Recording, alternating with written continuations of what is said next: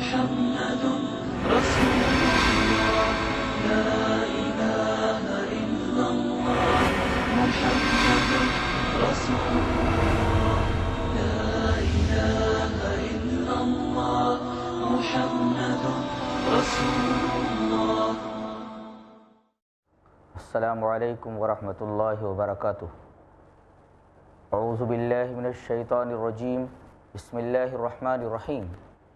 قل تعالوا اتل ما حرم ربکم علیکم الا تشرکوا به شیئا وبالوالدین احسانا ولا تقتلوا اولادکم من املاق نحن نرزقکم وإیاہم ولا تقربوا الفواحش ما ظهر منها وما بطن ولا تقتلوا النفس التي حرم الله الا بالحق ذلكم وصاكم به لعلكم تعقلون ولا تقربوا مال اليتيم إلا بالتي هي أحسن حتى يبلغ أشده وأوفوا الكيل والميزان بالقسط لا نكلف نفسا إلا وسعها وإذا قلتم فاعدلوا ولو كان ذا قربى وبعهد الله أوفوا ذلكم وصاكم به لعلكم تذكرون وأن هذا صراطي مستقيما فاتبعوه ولا تتبعوا السبل فتفرق بكم عن سبيله ذالکم وصاکم بہ لعلکم تتقون. ناظرین کرام، اللہ تبارک و تعالی نے ان 3 آیتوں میں اپنے بندوں کو 10 وصیتیں کی ہیں. پہلی آیت کریمہ میں 5 وصیتوں کا ذکر ہے، دوسری آیت کریمہ میں 4 وصیتوں کا تذکرہ ہے، اور تیسری آیت کریمہ میں صرف 1 وصیت کا ذکر کیا گیا ہے. اللہ تبارک و تعالی نے اپنی ان 10 باتوں کو وصیت کے لفظ سے تعبیر فرمایا ہے، اور وصیت کا مطلب یہ ہوتا ہے کہ کوئی شخص کسی کے اوپر یہ ذمہ داری ڈالے کہ جب فلاں موقع آئے تو اس موقع کے اوپر وہ فلاں طرز یا فلاں عمل اختیار کرے.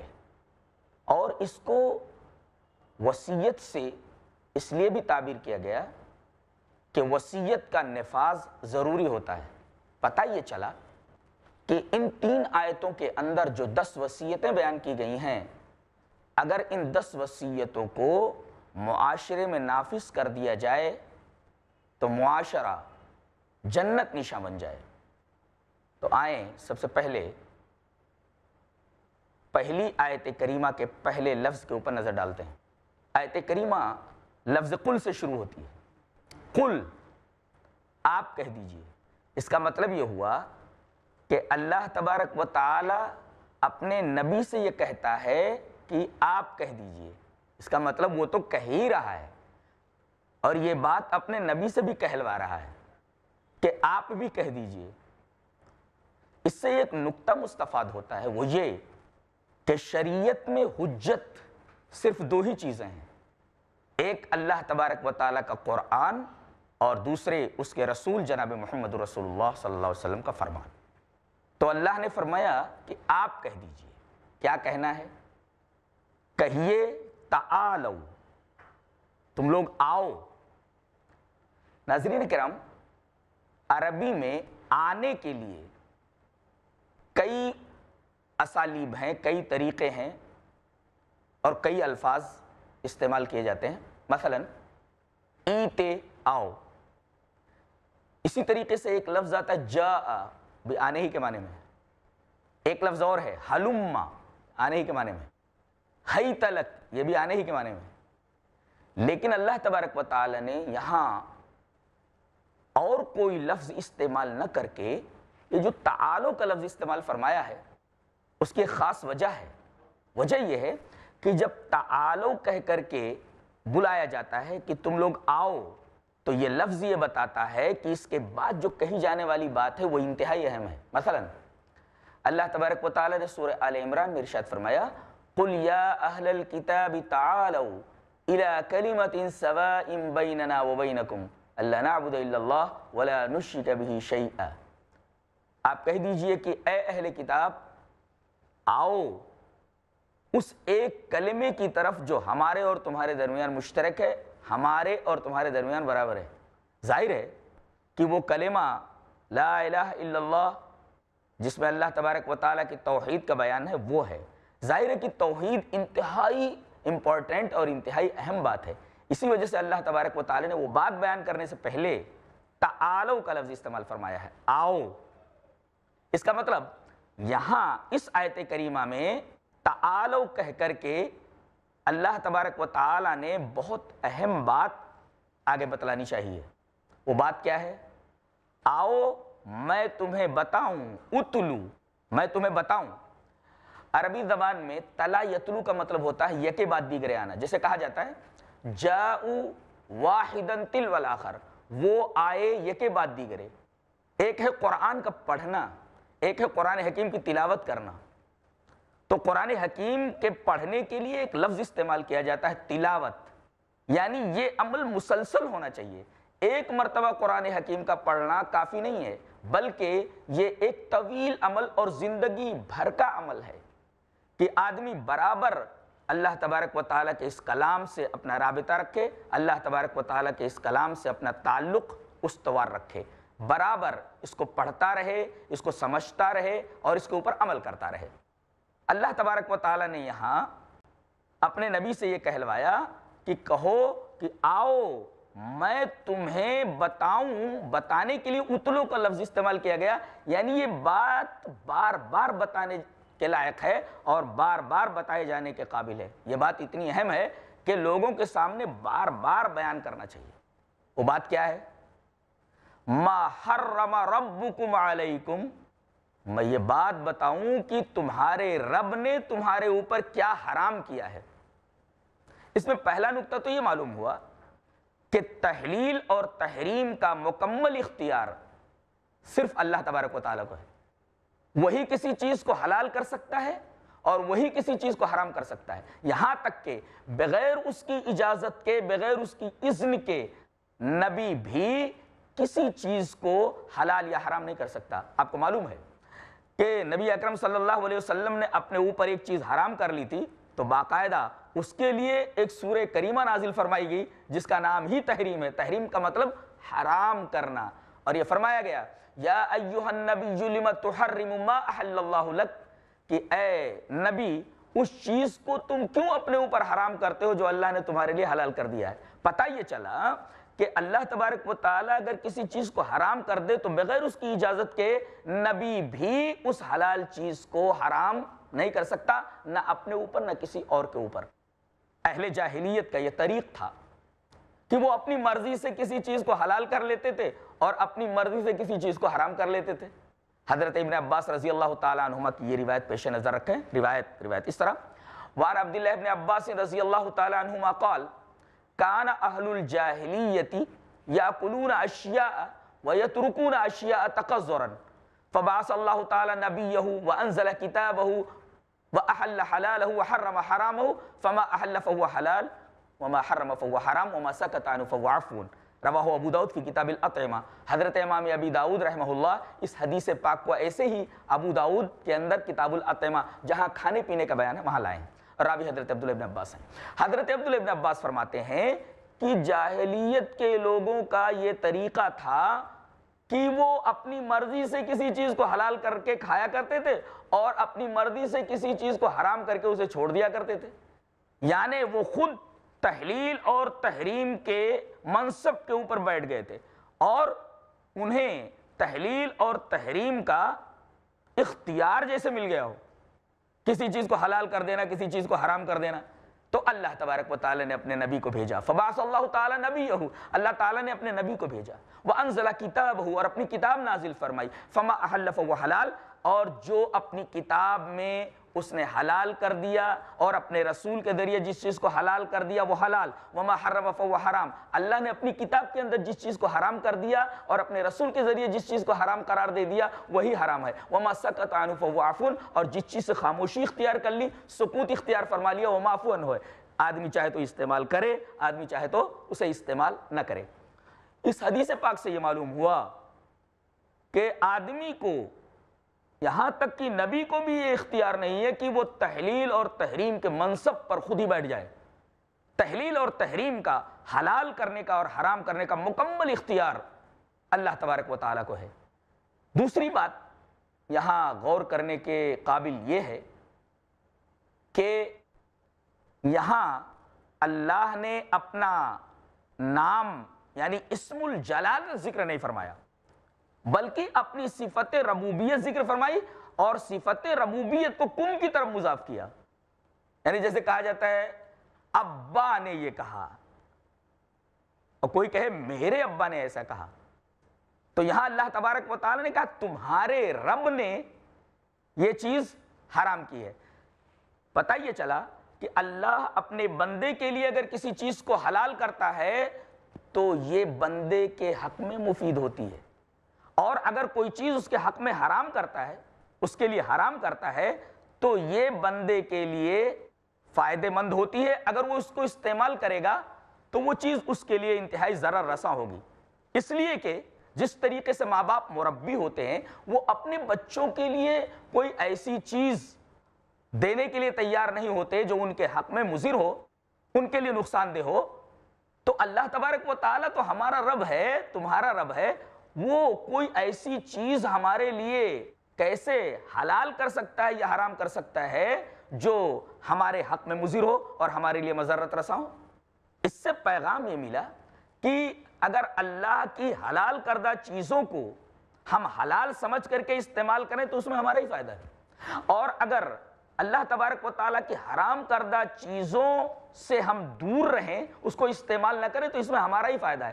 آج کتنی حرام چیزیں ہیں جو اللہ نے اپنے بندوں کے اوپر ممنوع قرار دیا ہے، حرام قرار دیا ہے، اور بندے اسے استعمال کر رہے ہیں بلا یہ جانے ہوئے کہ یہ چیز ہمارے حق میں حلال ہے یا حرام ہے. اگر وہ حرام کام کر رہے ہیں، حرام چیز کے استعمال کر رہے ہیں، تو یہ جان لیں کہ یہ ان کے حق ہی میں مضر ہے اور خود ان کے لیے نقصان دہ ہے.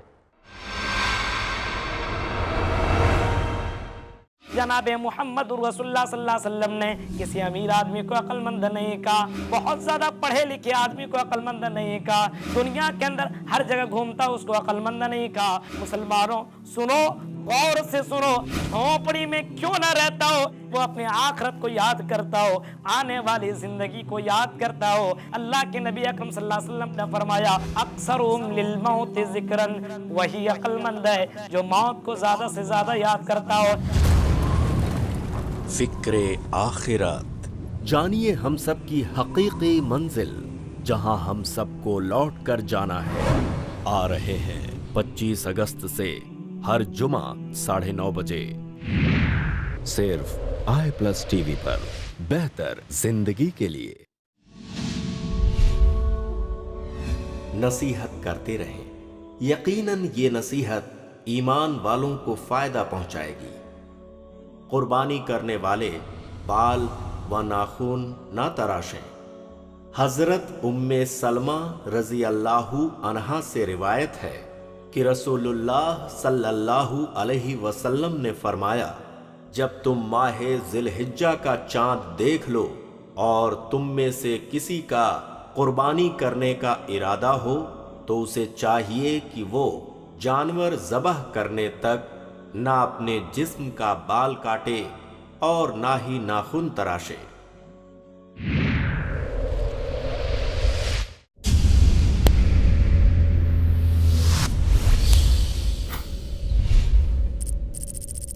اپنے کیبل یا DTH آپریٹر سے i+TV آج ہی ڈیمانڈ کریں. i+TV فری ٹو ایئر اور انڈین رجسٹرڈ چینل ہے.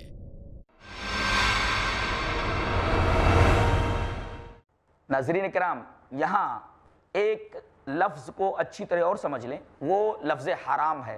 حرام کا مطلب ہوتا ہے المنع الشدید، یعنی سختی سے کسی چیز کو منع کر دیا گیا ہو تو کہتے ہیں کہ اس چیز کو حرام قرار دے دیا گیا ہے. یعنی اسٹرکٹلی پروہیبیٹڈ کو حرام کہتے ہیں.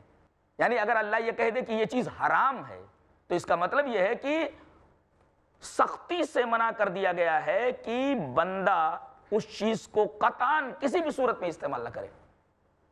تو آؤ میں تمہیں یہ بتاؤں کہ تمہارے رب نے تمہارے اوپر کیا کیا چیزیں حرام کی ہیں۔ آگے جو بات بتائی جا رہی وہ یہ ہے کہ حرام کی جو فہرست ہے اور حرام کاموں کی جو لسٹ ہے وہ بہت لمبی ہے، بہت طویل ہے۔ یہ چیز حرام ہے، یہ چیز حرام ہے، یہ چیز حرام ہے۔ حرام چیزوں کا ایک لمبا سلسلہ ہے۔ اللہ تبارک و تعالی نے یہاں یہ بتایا ہے کہ تمام حرام کاموں میں، تمام برے کاموں میں سب سے برا کام اور تمام حرام کاموں میں سب سے بڑا حرام کام یہ ہے کہ آدمی اللہ تبارک و تعالی کے ساتھ کسی کو شریک کرے۔ سب سے بڑا حرام کام یہ ہے۔ تو ما حرم ربکم علیکم اللہ تشرکوا بہ شیئا، کہ بندہ اللہ کے ساتھ کسی کو شریک کرے، یہ سب سے بڑا حرام کام ہے۔ عبد الرحمن بن ابی بکرہ کی ایک روایت امام بخاری رحمۃ اللہ علیہ بخاری شریف کے اندر لائے ہیں۔ روایت اس طرح: ان عبد الرحمن بن ابی بکرہ عن ابیہ قال قال النبی صلی اللہ علیہ وسلم الا انبئکم باکبر الکبائر ثلاثا قالوا بلى یا رسول اللہ قال الاشراک باللہ وعقوق الوالدین وجلس وكان متكئا الا وقول الزور قال فما زال يكررها حتى قلنا ليته سكت رواہ البخاری فی کتاب الشہادات۔ حضرت امام بخاری رحمہ اللہ اس حدیث پاک کو ایسے ہی کتاب الشہادات کے اندر لائیں۔ حضرت عبد الرحمن ابن ابی بکر اپنے باپ سے روایت کرتے ہیں کہ نبی اکرم صلی اللہ علیہ وسلم نے ارشاد فرمایا کہ اے میرے صحابہ، کیا میں تمہیں تمام بڑے گناہوں میں سب سے بڑا گناہ نہ بتا دوں؟ یعنی جتنے بڑے بڑے گناہ ہیں ان بڑے بڑے گناہوں میں سب سے بڑا گناہ کیا ہے؟ قالوا بلی یا رسول اللہ، صحابہ کرام نے کہا کیوں نہیں اللہ کے رسول، بتائیں۔ آپ نے فرمایا الاشراک باللہ، تمام برے کاموں میں، تمام بڑے گناہوں میں سب سے بڑا گناہ اور سب سے برا کام اللہ کے ساتھ شرک کرنا ہے۔ اور اس کے بعد آپ نے فرمایا وہ عقوق الوالدین، ماں باپ کی نافرمانی ہے۔ اور آپ ٹیک لگائے ہوئے تھے، بیٹھ گئے اور آپ نے فرمایا الا وقول الزور، سنو جھوٹی گواہی۔ اور فما زال یکررها، آپ اس بات کو برابر ریپیٹ کرتے رہے حتی قلنا، یہاں تک کہ ہماری تمنا یہ ہوئی، ہماری آرزو یہ ہوئی کہ لیتہ سکتا، کہ نبی کریم صلی اللہ علیہ وسلم خاموش ہو جاتے۔ اس سے یہ پتہ چلتا ہے کہ اللہ کے ساتھ شرک کرنا یہ سب سے بڑا گناہ ہے۔ اللہ سارے گناہوں کو بخش سکتا ہے اگر چاہے، لیکن شرک ایک ایسا گناہ ہے کہ اللہ تبارک و تعالی شرک کرنے والے کو کبھی معاف نہیں کرے گا۔ اللہ نے فرمایا ان اللہ لا یغفر ان یشرک بہ ویغفر ما دون ذلک لمن یشاء ومن یشرک باللہ فقد ضل ضلالا بعیدا، بے شک اللہ تمام گناہوں کو اگر چاہے تو معاف کر دے، مگر شرک کرنے والے کو کبھی معاف نہیں کرے گا، اور جو اللہ کے ساتھ شرک کرتا ہے وہ دور گمراہی میں نکل جاتا ہے۔ یعنی شرک کرنا ضلال بعید ہے۔ اللہ تبارک و تعالیٰ تمام گناہوں کو بخش سکتا ہے۔ چوری ایک برا عمل ہے، ایک گناہ ہے، اللہ اسے بخش سکتا ہے۔ زنا ایک برا عمل ہے، ایک حرام کام ہے، اللہ تبارک و تعالیٰ اسے بخش سکتا ہے۔ تمام برے کاموں کو اگر چاہے تو بخش دے، مگر شرک ایک ایسا گناہ ہے کہ اللہ تبارک و تعالیٰ شرک کرنے والے کو کبھی معاف نہیں کرے گا۔ ایسا آدمی دور کی گمراہی میں چلا جاتا ہے۔ اور ایک جگہ فرمایا گیا وَإِنَّهُ مَن يُشْرِكْ بِاللَّهِ فَقَدْ حَرَّمَ اللَّهُ عَلَيْهِ الْجَنَّةَ، جو اللہ کے ساتھ شرک کرتا ہے اللہ تبارک و تعالیٰ نے اس کے اوپر جنت حرام کر دی ہے۔ ظاہر ہے کہ شرک سب سے بڑا حرام کام ہے۔ اگر آدمی سب سے بڑے حرام کام کا ارتکاب کرتا ہے تو سب سے پیاری چیز اس کے ہاتھ سے نکل جاتی ہے جس کا نام جنت ہے۔ اگر شرک کا ارتکاب کرتا ہے جو کہ تمام حرام کاموں میں سب سے بڑا حرام کام ہے، تو اللہ تبارک و تعالیٰ سب سے پیاری چیز آخرت کے اندر اس کے اوپر حرام کر دیتا ہے جس کا نام جنت ہے۔ اللہ نے فرمایا اِنَّهُ مَن يُشْرِكْ بِاللَّهِ فَقَدْ حَرَّمَ اللَّهُ عَلَيْهِ الْجَنَّةَ، جو اللہ کے ساتھ شرک کرتا ہے اللہ تبارک و تعالیٰ اس کے اوپر جنت کو حرام قرار دے دیتا ہے۔ بعض لوگ یہ سمجھتے ہیں کہ کسی پیر سے، کسی فقیر سے، کسی شخصیت سے اپنا تعلق جوڑ لو، قیامت کے دن یہ ان کا ہاتھ پکڑ کر کے جنت میں لے کر چلے جائیں گے۔ نبی کریم صلی اللہ علیہ وسلم کی محبت کا دم بھرتے رہو، آپ کی محبت کا اظہار کرتے رہو، زبان سے آپ کی محبت کا اقرار کرتے رہو، لیکن نبی کے فرمان کے اوپر اگر آدمی عمل نہیں کرتا، اگر نبی کا نام آئے تو جھوم جائے اور نبی کا فرمان آئے تو گھوم جائے، ایسا آدمی اگر یہ آرزو رکھتا ہے کہ قیامت کے دن اللہ کے رسول صلی اللہ علیہ وسلم اس کی سفارش کریں گے، تو یہ ایک خام خیالی ہوگی، اس لیے کہ ایک حدیث میں اس تصور کی نفی کی گئی ہے. آئیے وہ حدیث دیکھ لیتے ہیں. حدیث اس طرح وعن ابی ہریرہ رضی اللہ تعالی عنہ قال قال رسول اللہ صلی اللہ علیہ وسلم لكل نبی دعوت مستجابہ فتعجل كل نبی دعوته وانی اختبأت دعوتی شفاعة لامتی یوم القیامہ فهي نائلة ان شاء اللہ من مات من امتی لا یشرک باللہ شیئا. رواہ مسلم فی کتاب الایمان. حضرت امام مسلم رحمہ اللہ اس حدیث پاک کو ایسے کتاب الایمان کے اندر لائے.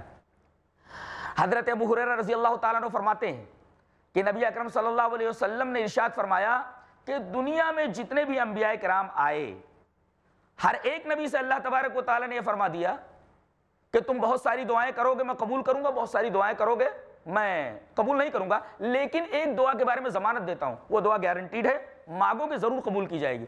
تو تمام انبیاء کرام نے وہ دعا دنیا ہی میں مانگ لی, لیکن نبی اکرم صلی اللہ علیہ وسلم نے فرمایا کہ میں نے وہ جو گارنٹیڈ دعا ہے میں نے دنیا میں استعمال نہیں کی, میں نے اسے چھپا کر رکھا ہوا ہے اور قیامت کے دن میں اسے استعمال کروں گا, اور اسے اپنے لیے نہیں, اپنے خاندان والوں کے لیے نہیں, اپنے رشتہ دار کے لیے نہیں, بلکہ یہ دعا استعمال کروں گا میں اپنے امتیوں کی سفارش کے لیے, اور وہ دعا گارنٹیڈ ہے.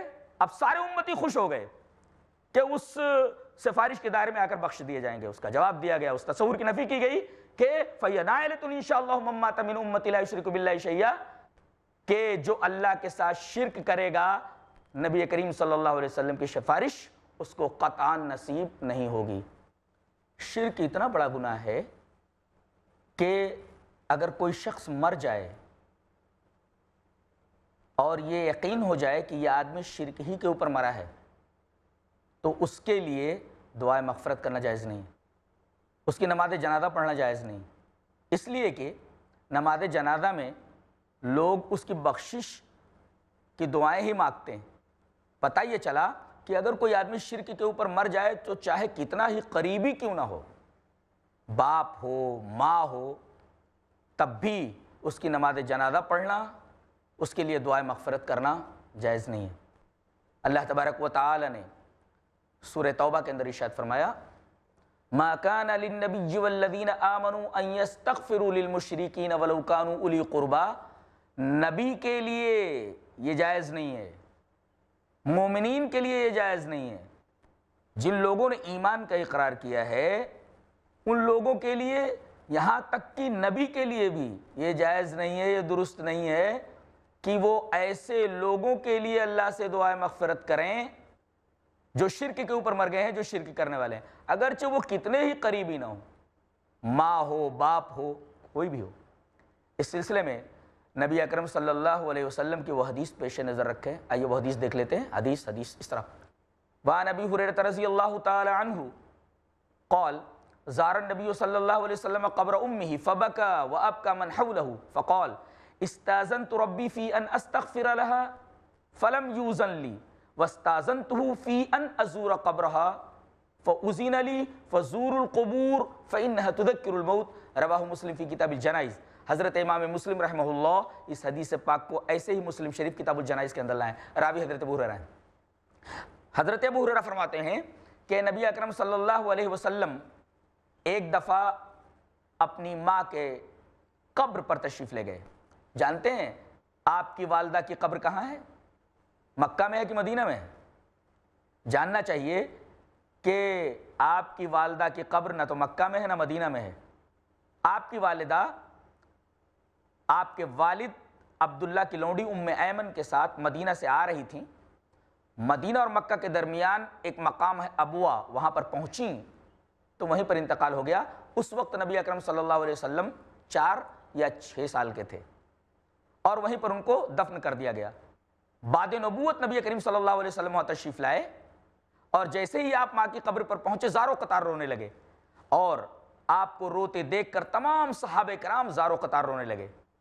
تو آپ نے فرمایا میں نے اپنے رب سے اجازت مانگی کہ اے میرے رب تو مجھے اجازت دے کہ میں اپنے ماں کے لیے تجھ سے مغفرت کی دعا مانگوں. یہ دعا قبول نہیں ہوئی. اللہ تبارک و تعالیٰ نے ماں کے حق میں دعائے مغفرت کی اجازت نہیں دی, تو میں نے اپنے رب سے یہ اجازت مانگی کہ اے اللہ مجھے اجازت دے کہ میں اپنے ماں کی قبر کی زیارت کروں. تو ماں کے قبر کی زیارت کے بارے میں جب میں نے اللہ تبارک و تعالیٰ سے دعا مانگی, درخواست کی, تو یہ درخواست اور یہ دعا قبول کر لی گئی. فَأُذِنَ لِي, یہ دعا قبول کر لی گئی، مجھے اجازت دے دی گئی۔